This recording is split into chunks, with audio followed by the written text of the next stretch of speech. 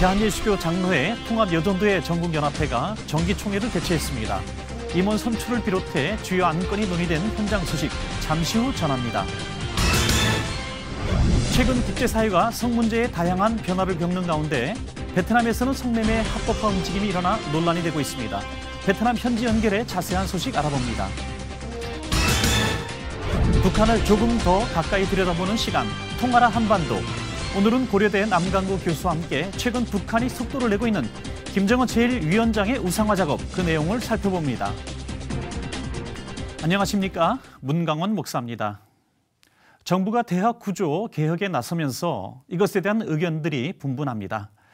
이미 퇴출 대상 대학이 발표되기는 했는데요. 차체에 부실 대학에 손을 대는 것도 꼭 필요하겠습니다만 학자금 대출 금지 등의 불이익이 고스란히 학생들의 몫이 되어버린 것도 문제로 지목되고 있습니다. 외형만 조정하는 것이 아닌 대학 본연의 모습을 되찾는 진정한 개혁, 이것은 언제쯤 이루어질까요? C채널 매거진 굿데이, 오늘은 9월 3일 목요일입니다.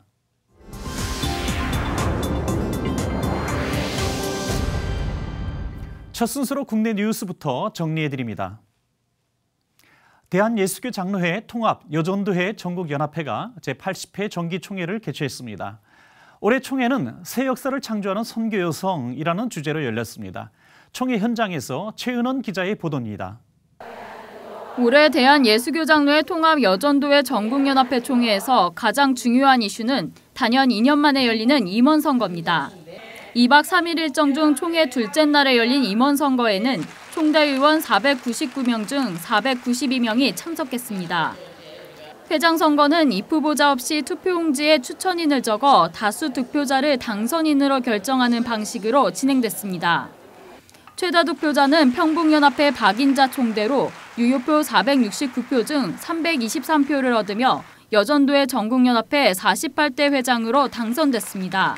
박인자 신임 회장은 하나님의 인도하심과 은혜라고 여기며 앞으로 부끄럼 없이 잘 이끌어 나가겠다고 각오를 밝혔습니다.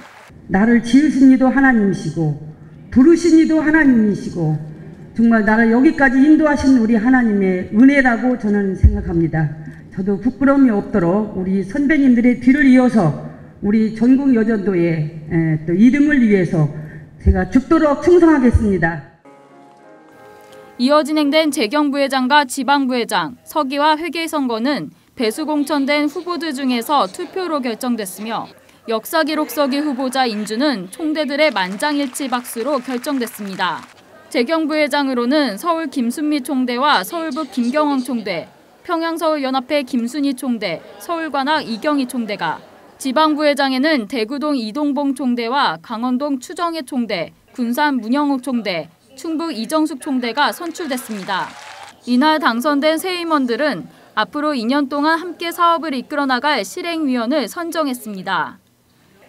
여전도회 전국연합회 총회는 향후 과제에 대한 결의문을 채택했으며 우수연합회 시상식을 끝으로 모든 일정을 마무리했습니다. C채널 뉴스 최은원입니다. 그 밖의 교계 소식 이어서 전해드립니다. 2015 명성교회 특별 새벽 집회를 맞아 한국을 찾은 해외교회 지도자 160여 명이 지난 1일 C채널 방송을 방문했습니다. 캄보디아와 러시아, 중국, 필리핀, 에티오피아 등 12개국에서 온 방문단은 C채널 방송에서 마련한 환영식에 참석한 뒤 방송국 스튜디오와 부조정실 등을 둘러봤습니다. C채널 방송 김명규 회장은 해외 지도자들이 이번 방안으로 한국의 놀라운 부흥의 역사를 체험하는 시간을 갖길 바란다고 전했습니다. 캄보디아에서 온 리오번 램 목사는 이른 새벽에도 기도에 참여하는 수많은 사람들의 모습이 인상적이었다며 캄보디아에서도 한국과 같은 영적 성장이 이뤄지도록 많이 배워가겠다고 밝혔습니다. 한편 해외교계 지도자들은 명성교회 특별 새벽 집회 동안 진행되는 목회자 국제 컨퍼런스에 참가한 뒤 오는 7일 고국으로 돌아가게 됩니다. 이번에는 나라 밖 소식입니다. 인구 99%가 무슬림인 국가에서 기독교인이 폭발적으로 증가하고 있다고 합니다. 북아프리카에서 일어나고 있는 이 놀라운 소식 지금부터 전해드립니다. These images of North Africans worshipping have never been seen before on television. as the sun sets over the Mediterranean Sea. Muslims across this part of Africa are converting to faith in Jesus Christ in record numbers. What God is doing in North Africa, all the way from actually Mauritania to Libya, is unprecedented in history of missions. Tino Kahush, a graduate of Regent University, has spent years traveling the region to document the transformation. I have the privilege of recording testimonies and listening to first-hand stories of men and women, all ages, where they can be sitting in a room and see the appearance, the presence of God appear to them in reality. It's like a vision. Some of them gave me stories of they carry a conversation. It's not just a light that appears. His interviews confirm what experts say is a profound move of God in the predominantly Muslim nations of Mauritania, Western Sahara, Morocco, Algeria, Libya, and Tunisia. Sometimes I feel jealous. How come it's visiting the Muslim world at this time and age where we don't hear that happening in the traditional Christian community? From the shores of Casablanca in Morocco to Tripoli, Libya, experts say the growth of Christianity, especially in the last 20 years, has been unprecedented. And nowhere is that growth more evident than in the North African nation of Algeria.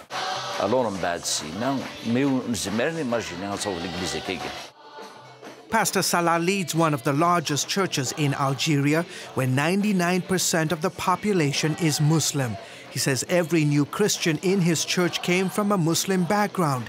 Some 1,200 believers attend the church. Depuis, je dirais, qu'on a commencé la vie de l'Église, on en fait jusqu'à aujourd'hui une moyenne de 150, 160 baptêmes par année.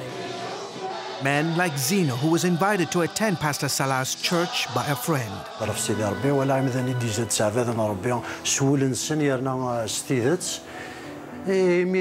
J'ai senti vraiment une présence en moi. Others like Farhat speak of miraculous encounters. He says he was illiterate and couldn't read the Bible when he accepted the Lord. Then God made a change. Alors نشجي سويسي خدم ربي ليكا نتا سيدي ربي كل يوم ذا شو دياشي كي ناشد كمان un changement de la vie. Even though Algeria is overwhelmingly Muslim, the government has given Protestant churches the freedom to register their congregations. It is the first Muslim Arab government who recognized officially churches from Islam. Yusuf Kurahmani is a leading Algerian pastor. He says the government will harass and intimidate Christians from time to time, but the level of persecution is nothing like it was 20 years ago. God has given to us many opportunities to witness at the police stations, at the courts. And actually, once I went to the police station and they gave me 45 minutes to speak about Jesus. Just imagine yourself, they are all Muslims. Well, tell us about Jesus, please. But Algeria and the countries of North Africa weren't always open to the gospel. Peter is a veteran missionary in these parts. You know, there's that parable, the sower went out to sow and the seed fell on stony ground. This is North Africa. In those days was quite resistant and stony. For security reasons, we've altered his voice and concealed his identity. The religion and the culture were unsympathetic to anything that was foreign, and Christianity was considered to be the religion of the Europeans. Peter believes the arrival of satellite TV and the internet have dramatically changed people's perception of Christianity. Today in North Africa on TV you can hear native Arab Christians talking about their faith, who are mature Christians, answering questions, involved in debates. Emboldened by God's power, Algerian Christians are now on a mission to take the gospel to the four corners of the globe. God has put in our heart to be able to send 1,000 missionaries by the year 2025. And I really believe maybe one day America will end up with some Muslim converts, missionaries coming to reach out to the Muslims there and other parts as well. George Thomas, CBN News, along the shores of the Mediterranean. IS로 인해 많은 이라크 기독교인들이 집을 떠났습니다. 그중 일부가 안전과 자유를 찾아 미국에 왔지만 또다시 박해받는 상황에 처했다고 합니다. 미국에서 전해온 소식입니다. Last year, 300,000 immigrants from Muslim countries were welcomed into the United States.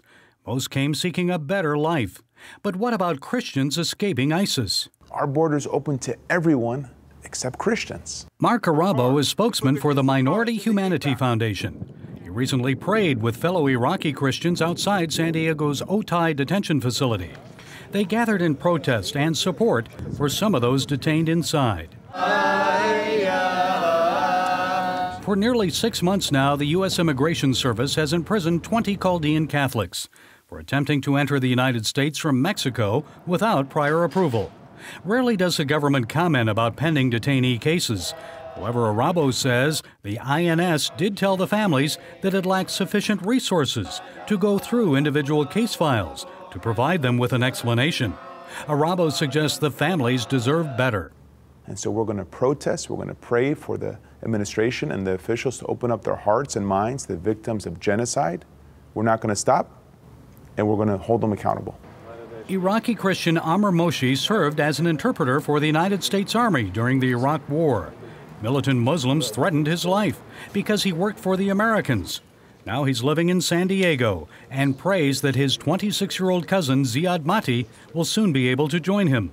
Ziad was taken into INS custody last January. His case is finally scheduled to be heard later this week. Amr wonders why his cousin is still detained. He's not an Islamic terrorist, explained Amr, but a kind Christian who would not hurt anyone. Ziad will not be harmful to this country, will not be danger to this country. Let him go live with his family. It's not too much. He's young, he can work, he can pay taxes, he can be happy around his family. And his family could sponsor him. And just moments before this prayer vigil, word came that the mother of one of the detainees inside had died of cancer. The detainee had requested release for a day or two to go see her mother in the hospital before she died. That request was denied. These Chaldean Christians say that's just another example of a broken immigration system. And Amr says many of them now believe America's early troop withdrawal from Iraq is to blame for the rise of ISIS. The militant Islamic group forces Christians to convert to Islam, leave, or die. They did not finish the mission. And we can't get papers to stay in America. Where we should go now? When did the symbol of America become a gated fence as opposed to the Statue of Liberty? Give me your poor, your huddled masses yearning to be free. These are those Christians. Gary Lane, CBN News, San Diego. 다음 소식입니다. 전 세계적으로 성 문제에 대한 이슈가 끊이지 않고 있는데요. 최근 베트남에서 성매매를 합법적으로 허용할지를 놓고 논란이 일고 있다고 합니다. 베트남 현지 연결해서 자세한 소식을 들어보겠습니다. 420 한인연합교회 최경섭 목사님 만나 뵙겠습니다. 목사님 안녕하십니까? 네, 안녕하십니까. 최경섭 목사입니다. 네, 목사님 반갑습니다. 목사님, 베트남 사회주의 국가 아닙니까? 그런데 사회주의 국가에서 어떻게 성매매가 합법화된다. 이게 어떻게 해석이 될까요? 네. 베트남이 사회주의 국가이긴 하지만 다른 사회주의 국가에 비해 많이 개방적인 편입니다. 네. 그러다 보니 이런 논의도 나오게 되는 것 같습니다.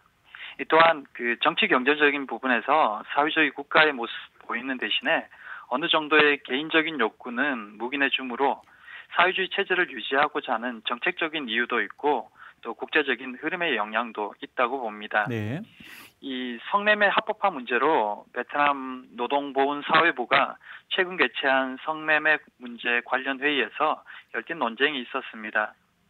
일부에서는 이 매춘의 필요성을 주장하면서 홍등가를 설치해서 성매매 음성화를 막고 효율적으로 관리 감독하자고 주장한 반면에 또 보수적인 입장에서는 매춘을 합법화하면 더욱 많아질 것이고 그것은 베트남의 전통적 가치를 파괴할 것이라면서 단속을 더욱 강화할 것을 요구하는 주장도 있었습니다. 네. 현재 베트남 성매매 종사자는 1만 1천여 명에 이르고 호치민에만 유사업종을 합쳐서 3만 6천여 개의 업소가 있다고 합니다. 이들은 첩할 때 벌금을 물게 되지만 성매매 알선자는 징역형에 처해지고 있습니다. 네, 참 놀라운 소식인데요. 최근 국제 앰네스티가 성매매 비범죄화를 결정하지 않았습니까? 이러한 국제사회 분위기도 어느 정도 영향은 있었겠다 생각이 됩니다만은 그것이 실제로 적용되기는 어렵지 않겠습니까? 네. 국제 엠네스티 결정이나 최근 국제사회의 다양한 변화들에 영향이 전혀 없다고 할 수는 없을 겁니다. 네. 하지만 아직까지는 베트남이 전통적으로 매춘을 법으로 금지하여 왔기 때문에 합법적인 홍등가 설치는 현실적이지는 않다고 보고 있습니다. 그렇군요. 예. 하지만 동성애에 대해서는 한국보다 더 개방적인 성향이 강하고 성에 대해서도 전통적으로는 보수적이지만 사회적으로는 또 상당히 개방적인 모습으로 바뀌어지고 있는 것 같습니다. 네, 그렇군요. 요즘은 정말 어느 나라 할 것 없이 이런 윤리적 가치관에 대한 문제가 참 많이 나오고 있기 때문에 그 어느 때보다도 기독교적인 윤리관과 가치관이 바로 서야 할 때라고 생각이 듭니다. 그런 면에서 또 베트남 교회들의 역할도 크다고 보여집니다. 어떻습니까? 네. 이 베트남이 급속도로 발전하면서 좋은 점도 있지만 안 좋은 문화들도 더 빨리 퍼져나가는 것 같습니다. 네. 세상에서 기독교가 좀 더 올바른 영향력을 끼치고 있었다면 지금보다는 더 낫지 않았을까 하는 아쉬움을 가지면서 베트남에서 한인교회들과 베트남 현지 교회가 더욱 바른 모습을 보여주고 기독교의 가치관이 바른 것임을 직접 보여주는 그런 그리스도인들이 더욱 많아지기를 바라봅니다. 네. 한인교회들과 베트남 교회가 모든 이들에게 신앙의 삶에서나 세상 속에서도 성경의 가치관으로 잘 섬기고 본을 보이는 삶을 살도록 기도를 부탁드립니다. 네, 네. 베트남뿐 아니라 사실 한국도 마찬가지라고 생각을 합니다. 또 전 세계적으로 기독교인들의 삶이 정말 모범적으로 나타나야 될 때라고 생각이 듭니다. 베트남 사회에서도 또 교회가 사회의 가치관을 이끄는 리더십을 발휘할 수 있기를 기도하겠습니다. 목사님, 오늘 소식 감사드립니다. 네, 감사합니다.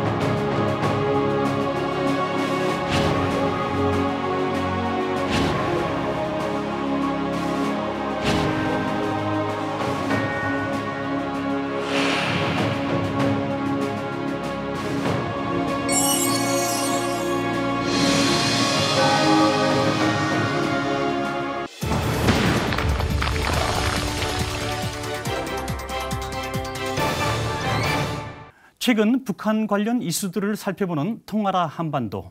고려대학교 아세아문제연구소 남강규 교수님과 함께합니다. 교수님 안녕하십니까? 네, 안녕하세요. 네, 교수님. 최근에 전에는 몰랐던 북한에 관한 그런 소식들이 굉장히 많이 본물처럼 쏟아지고 있는데요. 네. 전에 몰랐던 분들 알게 되니까 또 흥미롭기도 하고 그렇지만 더 많이 궁금해지는 것 같아요. 예, 그렇죠. 그 중에 하나가 우리 매스컴에 관한 부분들, 특별히 신문에 관한 부분들인데요.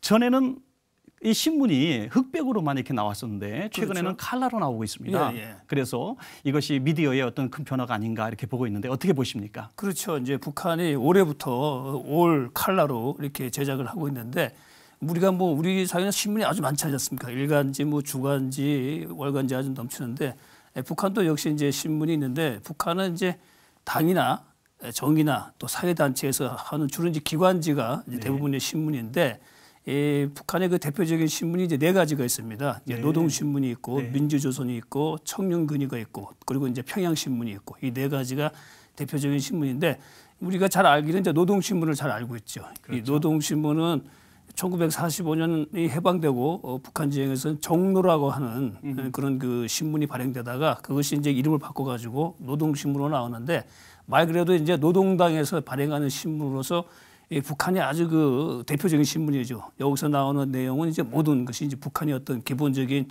그 지침, 방향, 또 최고 지도자의 어떤 이야기, 또 이런 것들이 수록되기 때문에 노동신문이 이제 가장 권위 있는 신문이고 그리고 이제 민주조선이라 해가지고 내각에서 발행되어지는 또 청년근이 해가지고 이제 청년층을 대상으로 해가지고 발행되어진 신문이 있고요. 그리고 이제 평양신문이 있고 이 네 가지인데 이게 작년까지만 하더라도 이제 흑백신문이었는데요. 근데 올해 들어와가지고 김정은에 대한 우상화가 강화되면서 올 컬러로 제작이 됐습니다. 그리고 이 노동신문 같은 경우는 올해 들어와서 발행 부수도 많이 늘려가지고 또 그 증가했고요. 그래서 이제 그 면도 좀 증면을 하고 그래서 올해 특히 이제 눈에 띄는 부분들이 그런 신문을 컬러로 바꾼 것하고 또 부수를 늘린 것하고 이런 것인데 이건 아무래도 이제 김정은이 올해 이제 4년 이제 맞아가지고 자신의 어떤 그런 그 지도자로서의 독자성 그러니까 김정은에 대한 우상화가 또 이렇게 강화되면서 나타나는 그런 현상 중에 하나다 이렇게 볼 수가 있겠습니다. 그렇군요. 예. 그러니까 컬러로 바뀌었다고 해서 뭐 사회가 변화된 것이 아니라 그렇죠. 우상화 작업의 어떤 하나의 예. 방편이었다 이렇게 보시고 있군요. 예. 우리가 알고 있는 북한 신문은 사실 노동신문, 네, 그렇죠. 뭐 TV는 조선중앙TV 뭐 이렇게 정도밖에 모르고 있는데 여러 가지 신문들도 있었습니다. 그런데 우리나라처럼 이렇게 다양하게 뭐 주간이 있는 것이 아니라 또 어때 관리 감독이 있을 것 같은데요. 그 네. 주간 부서들은 어떻습니까? 아무래도 이제 그 당에서 이제 선동부가 이걸 아주 관리를 하는데 모든 신문 그렇죠. 이 특히 신문이나 조선중앙TV와 같은 그 언론 매체는 북한의 어떤 그 권력을 유지하는 데 있어 가지고 아주 그 중요한 기구입니다. 왜냐하면 이제 북한 주민들이 이제 접할 수 있는 유일한 어떤 소식 매체가 노동신문을 중심으로 한 TV로서는 조선중앙TV이기 때문에 그걸 통해 가지고 이제 뭐 김정은이 최고 지도자고 또 뭐 그 우상화 작업을 해야 되지 않습니까? 그리고 북한의 모든 정책을 가지고 북한 주민들에게 이제 합리화시켜야 되고 하기 때문에 어떻게 보게 되면 이제 북한이 유지되고 있는 북한 체제가 유지되어질 수 있는 가장 중요한 수단이 바로 이 신문과 방송이기 때문에 상당히 중요하죠. 그래서 북한에서는 이제 노동당이 이 권력의 핵심 기구인데 그중에 제일 중요한 것이 바로 이 선전선동부 그리고 이제 조직부가 되겠습니다.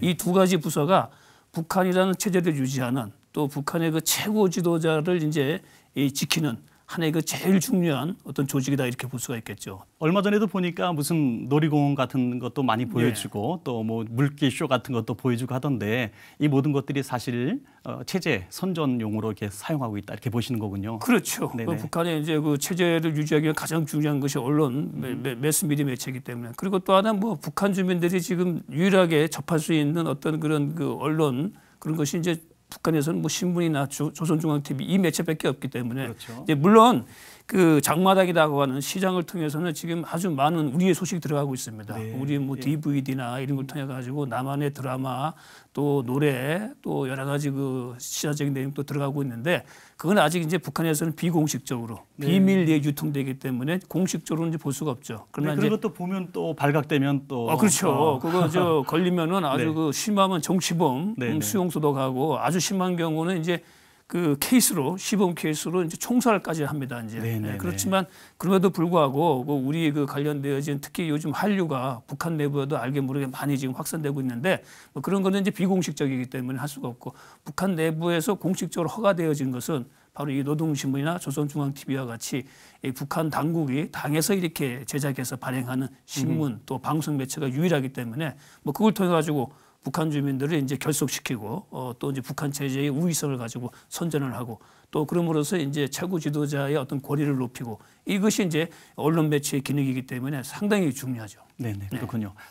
사실 이 잉크 하나를 써봐도 흑백보다는 컬러가 비용이 훨씬 많이 들고 또 이런 체제를 유지하기 위해서 이런 홍보적인 일들을 할 때 비용이 많이 들지 않습니까? 그렇죠. 지금 이제 어디서 충당할까요? 그게 이제 북한이 뭐 사실 경제가 아주 나쁘지 않습니까?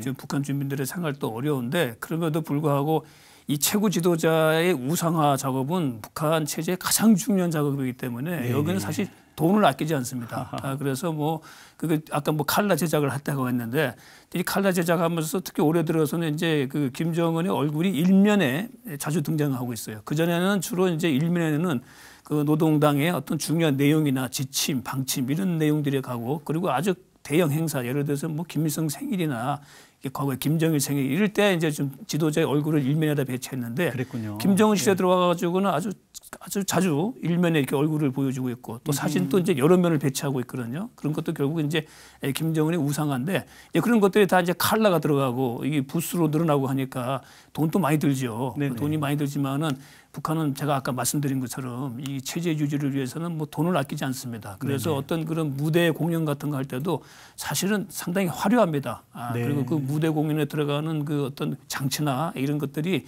상당히 그 뛰어나거든요. 뭐 이런 것들은 북한이 그 체제 유지를 위해서는 뭐 돈을 아끼지 않고 붙기 때문에 그 가뜩이나 없는 자금금이 그게 되는데 대부분은 이제 그 노동당에서 소위 말해서 최고 지도자 김정은에 관련되어진 그 계좌가 있습니다. 일종의 그 통치 자금이죠. 통치 자금을 관리하는 것이 노동당에서는 이제 39호라고 우리가 알려져 있는데 거기서는 이제 최고 지도자를 위한 경제 그 자본을 관리하기 때문에 여기는 사실 어떻게 해서 그 돈이 오는지는 비공식적이죠. 공식적인 것은 없고 아마 대부분은 아마 이제 외국의 이제 밀무역이나 과거에 또 북한이 그 특히 중동 지역 같은 경우 이제 무기를 팔면 밀무역 또 이제 해외 그 외교관들이 현지에서 이제 또 뭐 장사를 한다거나 이렇게 해서 갖고 오는 외화 이런 것들이 대부분 이제 노동당 39호실로 가고 그 39호실에 들어간 자금이 이제 그 지도자의 우상화에도 이제 들어가기 때문에 예를 들어서 뭐 그런 신문에 들어가는 비용도 거기서 나온다 이렇게 볼 수가 있습니다. 그러면은 지금까지 해온 이런 모습들을 볼 때에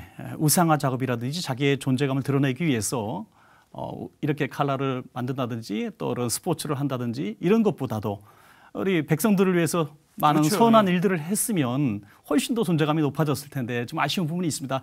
그러면은 앞으로 이런 방향으로 북한이 계속 나갈 텐데 국제사회에 또 유비되는 또 역행하는 일이 될 것이고요. 그 결과는 어떻게 될 것이라고 보십니까? 특히 이번에 아주 그 큰 우리가 그 교훈을 얻지 않았습니까? 북한이 그 도발해가지고 뭐 준전시 상태를 선포하고 이렇게 하다 보니까 결국은 북한에게 돌아간 것이 뭡니까 지금 국제사회에서 더 고립되어지고 북한의 군사 도발에 대해 가지고 국제사회 비판이 높아지고 특히 그 중국이 북한에 대해 가지고 아주 그 이번에는 좀 강하게 좀 이렇게 그 행동에 대해 가지고 좀 비판을 한 것으로 좀 알고 있습니다. 그렇기 때문에 그런 식으로 하게 되면은 북한의 그 외교적, 국제적 고립은 더 심화되어지고 그러면 이제 우리를 비롯해 가지고 국제사회에서 북한을 도와주려고 해도 도와줄 수가 없지 않습니까? 이게 뭐 핵 도발하고 미사일 발사하고 뭐 이렇게 하는데 또 군사 도발하는데 어떻게 도와줄 수가 있습니까? 이제 그렇게 되면 외부에서 도움도 어려워지게 되고 그러면은 이제 북한 주민들의 생활은 더 어려워지는 것이죠. 그러니까 북한이 뭐 자체적으로 한다고 하지만은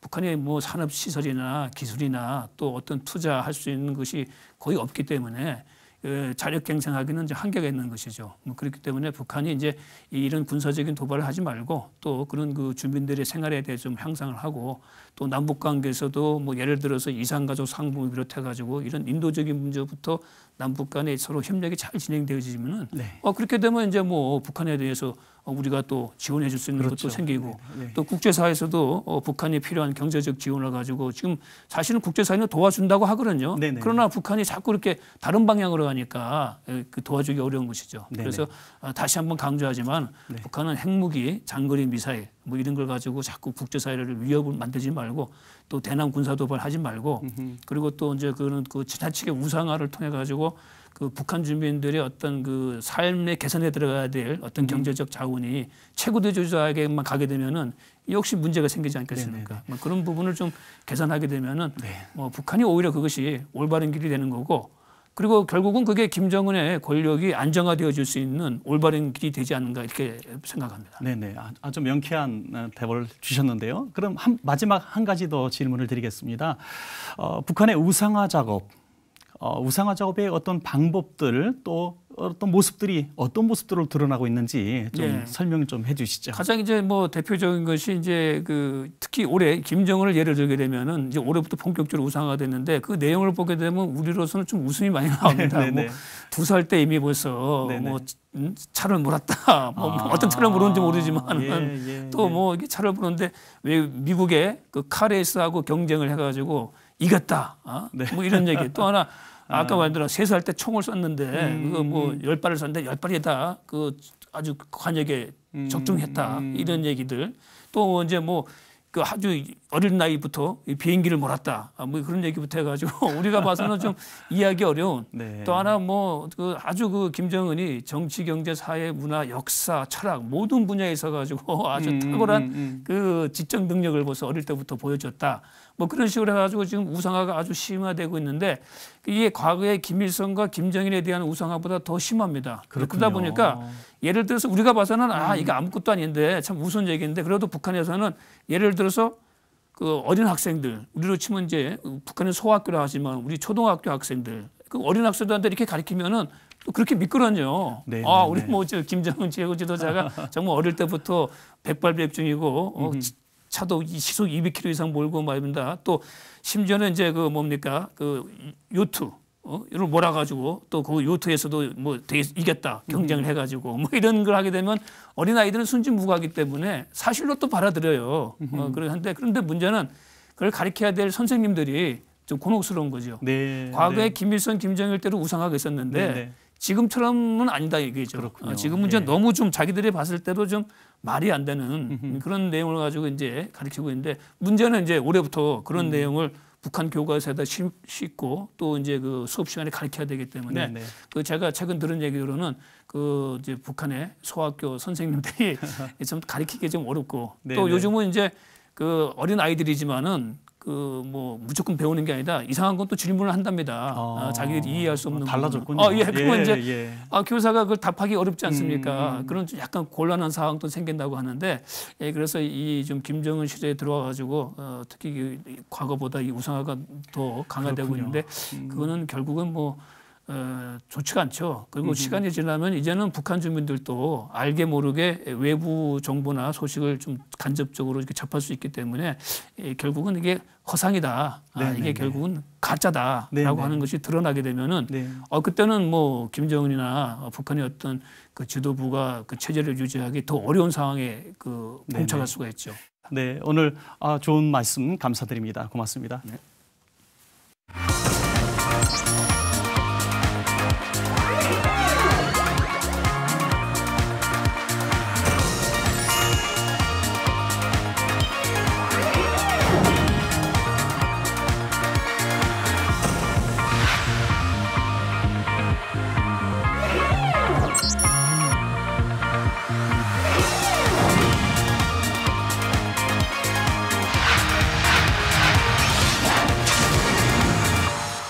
C채널 매거진 굿데이는 시청자 여러분과 함께하는 방송입니다. 좋은 의견 있으시면 아래 전화번호와 이메일로 연락 주시고요.